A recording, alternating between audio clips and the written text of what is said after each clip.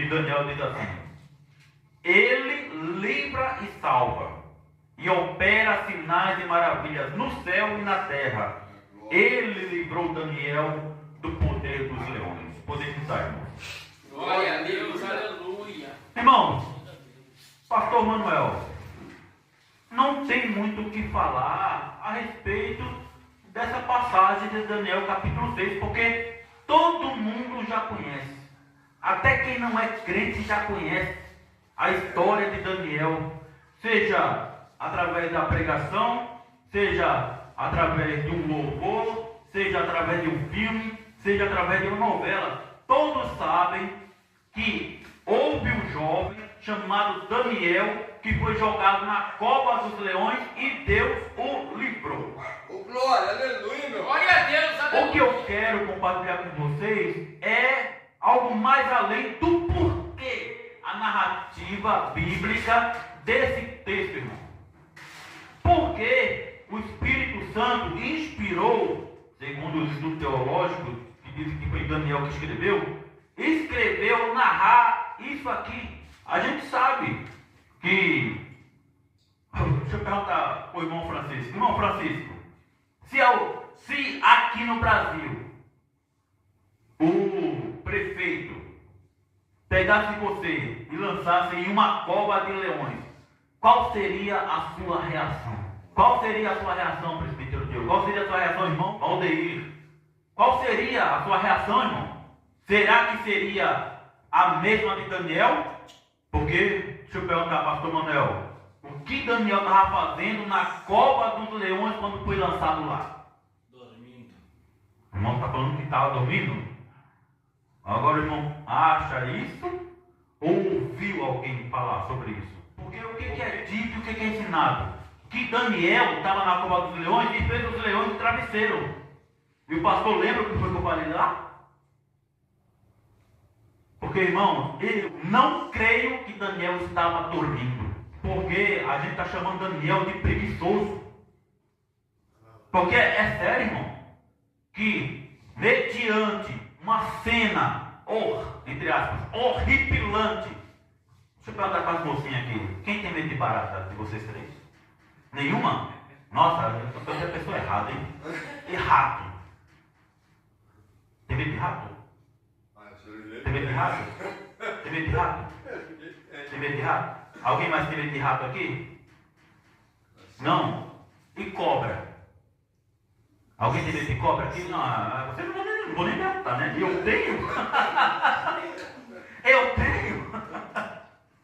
Mas os irmãos têm medo de cobra? Os irmãos vão aí, tem cara que é bravo ali, entendeu?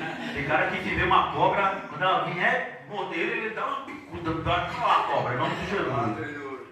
Eu tenho um pavor de cobra. Então, irmãos, imagina só então, você diante de uma cobra, você diante de um rato. Agora imagina Daniel diante de leões, que no mínimo eram 2. Porque é na cova dos leões, não é na cova do leão. Então, no mínimo, 2 leões haviam na cova onde Daniel fora lançado. Aí você acha, irmão, que Daniel ia passar a noite dormindo, abraçadinho, agarradinho com os leões, polvinho lá, com as peles lá, acha aquela jambona lá, né? É sério. Os louvores que a gente escuta de Daniel na cova dos leões dormindo, é sério. Um homem que foi lançado lá, por qual motivo que Daniel foi lançado na cova dos leões, irmão? Porque ele era um homem de oração, era um homem que buscava Deus, era um homem que esperava em Deus. Daniel, possivelmente, ele era um jovem com menos de 25 anos. A Bíblia não está aqui dizendo, eu estou conjecturando, estou deduzindo. Apenas, não sei, eu não pesquisei para saber o que se dizem por aí, qual a idade de Daniel. Mas a gente vê que Daniel era um jovem que buscava Deus, esperava em Deus, confiava em Deus e a sua vida totalmente entregue a Deus. E por esse motivo Deus o livrou dos leões. Agora, por que foi lançado lá?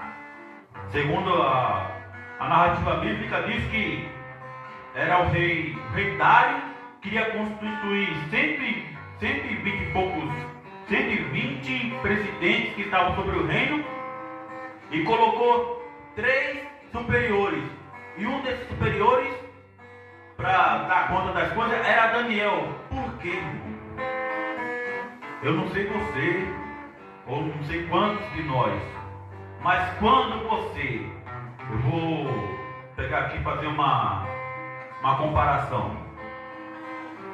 Um trabalhador que é dedicado no trabalho, não por causa da empresa, não por causa do patrão, não por causa do salário, mas ele é dedicado no trabalho porque ele trabalha como se estivesse trabalhando para Jesus, que é o que Pedro nos ensina, que a gente tem que ser obediente e trabalhar para os nossos patrões humanos, como se nós estivéssemos trabalhando para o Senhor. Da mesma modo, Daniel fazia, ele fazia as coisas bem feitas, porque não era somente para, ou melhor, não era para agradar os homens, porque afinal de contas, sabe pelo que Daniel estava passando, irmão? Vocês sabem bem, né? Daniel estava preso, cativeiro, não é mesmo, meu filho? Cativeiro, não é mesmo, presbítero Diogo, né? Cativeiro na Babilônia. Aí vocês acham que Daniel estava bem? Estava feliz? Estava contente? Conhece a oração de Daniel, capítulo João 17, é Jesus orando por nós. E no capítulo 9 de Daniel está lá orando em favor do povo. Por quê? Porque ele está confessando o pecado do povo. Ele não merecia estar lá. Daniel não merecia passar pelo que ele estava passando, mas passou. Passou confiando e crendo em Deus. Da mesma forma somos nós, neste mundo. E aí, por que o pessoal pegou Daniel vamos lá, vamos pegar o Daniel e jogar ele, fazer alguma coisa para matar esse cara. Porque, irmão, a Bíblia não relata. A Bíblia não diz literalmente isso. Mas possivelmente, olhando para as Escrituras, o que as pessoas estavam tendo Daniel era inveja. Porque Daniel era um jovem que foi trazido de Jerusalém, se eu não me engano, para a Babilônia, levado para o palácio do rei, para que pudesse servir ao rei. E ele foi se destacando entre todos aqueles que foram levados junto com ele. O Espírito Santo, ele aqui fala através do escrito de Daniel, destacando 4 jovens, que é o Daniel, Sadraque, Mesaque e Abednego. Aí, presbítero Diogo, quando a gente olha para a narrativa de Daniel e olha para Daniel, Sadraque, Mesaque e Abednego, o que o nosso coração e a nossa mente deduz? Que só havia eles. Ali diante do povo de Israel, só tinha aqueles 4 jovens em destaque no povo de Israel, temente e fiel a Deus. Mas não, irmão. Esses 4 jovens, o Espírito Santo inspirou Daniel a relatar o que aconteceu com eles. Para quê? Para dizer para vocês, jovens, eu já fui jovem como vocês, já fui jovem como vocês, dizer que para Deus vale a pena ser fiel, porque quando a dificuldade vier e a fraqueza vier, você nunca vai conseguir por si só, por você mesmo. Não adianta você querer ser forte, não adianta lutar, irmão, contra a sua, entre aspas, fortaleza ou fraqueza. Sabe por quê? O bom de estar diante de Deus é estar fraquinho. Porque se não fosse assim, presbítero Diogo, Deus não teria falado para Paulo: é na fraqueza, Paulo, que a minha graça te basta. Aí diz outra passagem bíblica. É na fraqueza que nós somos fortes. Eu, Genival, quando eu venho para a igreja, eu não venho buscar força, eu venho buscar fraqueza. Porque quando eu saio daqui fraco, aí o Espírito Santo diz para mim: agora você está forte.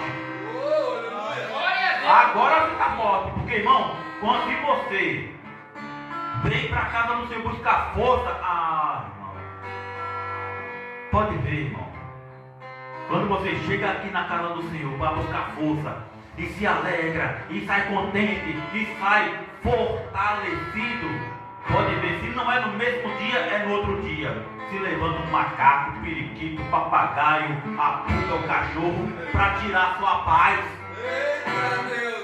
Aí você, a força que você estava lá no culto, cadê? Foi embora? Foi por quê? Porque você saiu forte. E não é na força que Deus opera, é na fraqueza. É na fraqueza que Ele nos faz forte. Agora pode ver, você quer ser forte? Sansão era bem forte. Sansão era bem forte. E nos momentos de fortaleza de Sansão, ele estava assim com Deus? Ele estava assim com a Dalila, se entregando aos desejos carnais, aos prazeres da vida. Agora, quando ele se viu fraco e necessitado, aí ele clamou para Deus: Senhor, só dessa vez. Aí foi o último dia dele. Portanto, busquemos ao Senhor, porque, irmãos, nós não sabemos. Com o nosso Deus, irmãos, é diferente. O nosso Deus, 1 mais 1, para Deus, 1 mais 1 não é 2. 1 mais 1 é 1. Porque os dois serão uma só carne. Então, para o nosso Deus, 1 mais 1 não é 2, é 1. Então, para o nosso Deus, é como se fosse, acho que é antônimo, que é as coisas contrárias. As coisas contrárias. Então, para o nosso Deus, é na fraqueza que nós somos fortes. Porque aquele que se acha forte, não sabe ele a pedra de tropeço que está lá na frente. E a maioria desses que se acham fortes, irmãos, eles não estão em vigilância. E é por isso, porque estão se achando fortes e espertos. Só que existe um mais esperto e mais forte do que a gente, irmão. E ele está aos nossos derredor, ungindo e bramando, buscando a quem possa tragar. É o diabo. E esse texto bíblico, onde ele está escrito? Em João, que fala que ele está como o quê? Como um leão que estava na cova junto com Daniel. Aí, lá na vez que eu preguei eu falei lá que possivelmente Daniel, quando foi lançado na cova dos leões, a Bíblia diz que foi colocado o anel do rei e o anel dos invejosos lá que queriam destruir ele, e foi fechada a cova. Aí diz a Bíblia que o rei Dário tentou de várias formas tentar salvar Daniel. E o rei Dário, entendeu? O rei Dário, ele era crente? O rei Dário era crente, tio? Né? Ele era israelita? Ele era judeu? O rei Dario era judeu, irmão Sidney? Ele era crente? Ele era um homem temente a Deus? Não, ele era rei da Babilônia. Mas ele tinha uma grande estima por Daniel. A Bíblia não fala literalmente, mas eu, vendo o que ele tentou fazer por Daniel, vejo que ele amava aquele jovem, amava Daniel ao ponto de tentar livrá-lo, tentar salvá-lo da cova dos leões. Mas infelizmente ele decretou lá no edito que ele não sabia que serviria para acusar a quem ele amava.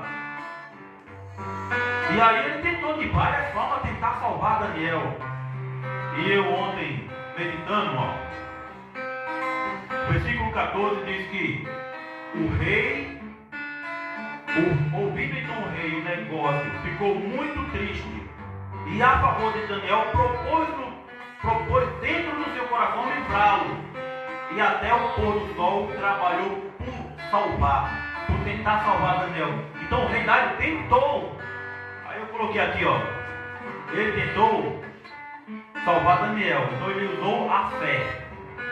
Tentou livrar, salvar Daniel e livrá-lo. Então ele usou uma fé natural, que foi tentar livrar Daniel da cova dos leões. Mas irmão, uma fé natural, vocês devem saber que o mundo inteiro tem fé. Os irmãos sabem o que é um ateu, né? Ateu é aquele que diz que Deus não existe. Pois até o ateu tem uma fé. A fé dele é acreditar que Deus não existe. Isso é um tipo de fé. Só que é uma fé natural. Por quê? Se ele crê que Deus existe, ou se ele crê que Deus não existe, qual é a diferença que vai fazer para Deus? O azar é dele. Quem vai perder é ele, porque Deus fez os céus, a terra, o mar, a mim, a você e a nós. E até o próprio ateu foi Deus que fez. E dentro desse ateu existe algo de Deus que quando ele morrer vai voltar para o próprio Deus, que é o fôlego da vida. Mas é porque o diabo cega esse tipo de pessoa e coloca a mão nos ouvidos espirituais dessas pessoas para dizer assim, ó, a culpa do sofrimento no mundo é de Deus. Porque se Deus fosse o que esses crentes pregam, o mundo não seria o que é.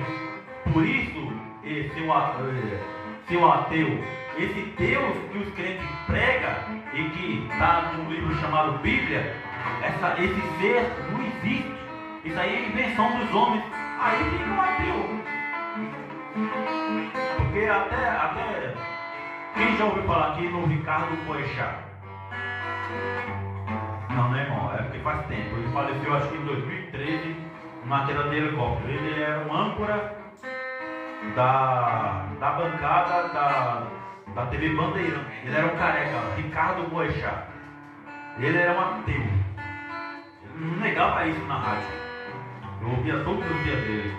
Mas quando teve, eu não me recordo agora, algo muito sério aconteceu. Esse ateu, Ricardo Boechat, ou melhor, foi o próprio Ricardo Boechat, mas foi um ateu, escreveu para a rádio falando assim: eu sou ateu, mas devido a isso que está acontecendo, foi algo muito grave. Ele diz assim: falta Deus no coração dessas pessoas. Ué, como é que um ateu fala que falta Deus no coração das pessoas? Ele não quer que Deus não existe? Como é que ele vai dizer que falta Deus no coração dessa pessoa? Acho que estava tendo algum assassinato, estava fazendo algo muito grave aí por aí, que eu não recordo agora, mas era muito sério. Aí o ateu falou isso. Por que falou isso? Porque não tem para onde fugir, irmão. Não tem ateu para onde fugir. Deus está dentro de você. Olha, irmão, você está doido de falar que Deus está dentro do ateu? Ué, se Deus não estivesse dentro do ateu, ele não respiraria. O fôlego de vida vem de quem? Do diabo. Então até dentro do ateu existe uma partícula de Deus que é o seu respirar. Agora quando ele for voltar ao pó da terra, aí sim, naquele corpo Deus não está mais lá. Porque um fôlego de vida voltou para o dono da vida. Agora aquele corpo vai voltar para o pó da terra. E a alma, no dia do juízo aí tem um destino dele, né? Não é verdade? Mas tem o destino dele. Portanto, irmão, olha só, para finalizar, quando Dario tentou livrar Daniel, ele usou a fé natural. Mas no versículo 16, fala assim: então o rei ordenou que trouxessem a Daniel e o lançaram na cova dos leões. E o rei falando o rei disse para Daniel. O rei tentou de várias formas livrar Daniel. Ele estava usando a fé natural, que eram as forças que ele tinha para tentar livrar aquele jovem que ele amava de morrer triturado, dilacerado pelos leões. Mas usou a fé natural, não adiantou, porque ele assinou, decretou, não podia revogar. Então teve que, a fé natural. A fé natural é essa que fez com que eu e você saíssemos de nossa casa para chegar até aqui. Glória a Deus, Essa é uma fé natural. A fé natural é que você acredita, não acredita? Que quando acabar o vida aqui vai voltar para casa? Essa é uma fé natural. A fé natural é aquela que você espera amanhã de manhã acordar, lavar o rosto, escovar o dente, tomar seu café. Quem vai para a escola vai para a escola, quem vai trabalhar, quem vai pro sítio vai pro sítio trabalhar. Essa é a fé natural. Agora, no versículo 16, o rei Dário, sem saber, ele usou a fé sobrenatural, dizendo: Daniel, o teu Deus, a quem tu continuamente serves, ele te livrará. E aí, irmão? Quem falou isso foi uma pessoa que não servia a Deus. Foi uma pessoa que estava, entre aspas, escravizando o povo de Deus. Ele falou para Daniel: Daniel, o teu Deus te livrará. Aleluia. Que confiança é essa? Como é que ele sabia que o Deus de Daniel ia livrar Daniel? Só quem crê nisso, irmão Diogo, é eu, é você, é nós que sabemos que para o nosso Deus não há impossível. Porque como havia a possibilidade de Daniel ser livrado dos leões, como? Então ele usou a fé sobrenatural, crendo de que o Deus Criador dos céus e da terra, que livrou os israelitas do Egito, que fez passar pelo Mar Vermelho, podia então livrar Daniel. Por quê? Porque ele sabia que em Daniel havia inocência. E aí o final da história: Daniel foi morto pelos leões, né, irmão? Né? Daniel foi morto pelos leões, né? Não é verdade? Quando o rei Dário chegou lá na cova lá, tira a pedra aí. Coitado Daniel. Meu Deus, será que tem algum braço, alguma perna? Não veio. Não. O rei Dário. Irmão, eu, Genival, creio que esse homem se converteu. Porque, primeiro, ao ponto de falar que o teu Deus te livrará, é muita confiança, irmão. É muita fé, irmão. É muita fé. Eu e você, quando estava desempregado e sabia que o meu Deus podia abrir uma porta de emprego para mim, às vezes dá dúvida: será? Está demorando. Meu Deus, a tua palavra diz: pedir, dá se mudar, bater e abrir se mudar, consegui, não acharei. Pois estou pedindo, estou batendo, estou buscando, e parece que a dúvida paira sobre o nosso coração. Mas aqui em Dário, ele tinha total confiança de que Deus ia livrar Daniel.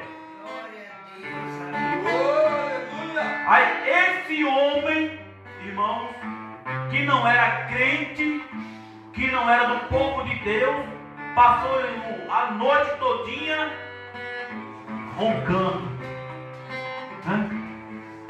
Esse homem passou a noite todinha em jejum e oração. Dario passou a noite em oração, em jejum, por Daniel. E quando foi de manhã, ele chegou lá na cova do Daniel, na cova dos leões. Daniel, ó Daniel, será que o teu Deus te livrou, Daniel? E aí Daniel fala: ó rei, vive para sempre. O meu Deus enviou o seu anjo e fechou a boca dos leões para que não me fizessem dano, porque foi achada em mim inocência diante dele. E também contra ti, ó Dário, não tenho cometido delito algum. E o nome do nosso Deus foi glorificado mais uma vez. Mais uma vez o nosso Deus foi glorificado. E para que tudo isso, irmão? Por que tudo isso? Porque Daniel precisou passar por isso? Porque Deus não tocou lá no coração do Dário e falou: ó, eu sou o rei, é eu que mando aqui na bagaça aqui, e é eu que falo, digo, eu falo, acontece, pronto, acabou. Aí os magistrados iam se levantar contra Dário e Deus ia usar os soldados lá para livrar ele e pronto, acabou. E não vai prender Daniel, pronto, acabou. Não, mas foi preciso prender Daniel, levar para a cama dos leões, sabe por quê? Porque Deus tinha algo para realizar naquela nação, naquele dia, naquele feito ali. Dizendo assim, ó, através do próprio rei: da minha parte é feito um decreto, pelo qual em todo o domínio do meu reino os homens tremam e temam perante o Deus de Daniel, porque ele é o Deus vivo, é para sempre permanente, e o seu reino não se pode destruir, o seu domínio é até o fim. Então, quem foi que disse isso? Foi os judeus? Quem disse isso? Foi os crentes? Quem disse isso? Foi o rei da Babilônia, dizendo que só Deus é Deus, irmãos. Quero recordá-los para finalizar. Lembra de Elias? Os 400 profetas de Baal? Olha só aquele ali, ó, só aquele ali é Deus. Dário está dizendo: só aquele ali, ó, só aquele ali é Deus. E o nome do Senhor foi glorificado.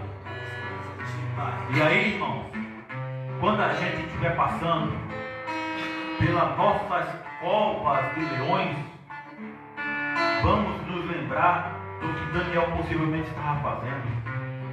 Daniel estava, no mínimo, orando. Por quê? Porque ele era um homem de oração. Porque a Bíblia, a narrativa começa nos mostrando que Daniel 3 vezes por dia orava. E por esse motivo é que ele foi lançado na cova dos leões. Para quê? Para mostrar para mim e para você que mesmo lá, perante os leões, nos rodando, o diabo está como um leão bramindo, buscando a quem possa tragar. Então ele está nos rodeando, assim como os leões rodeavam por Daniel. Mas que o Espírito Santo não diz para mim e para você: vamos estar em constante oração e vigilância, porque os dados do maligno estão aí. O diabo, como um leão, está querendo nos devorar, mas o anjo do Senhor está acampando ao nosso redor para nos livrar. Para nos livrar. Então, vamos, em nome de Jesus, mais uma vez, confiar, acreditar e esperar em nosso Deus, porque as lutas que a gente passa é sempre e sempre para nos aperfeiçoar. Para nos aperfeiçoar. Que Deus possa falar melhor aos nossos corações em nome de Jesus.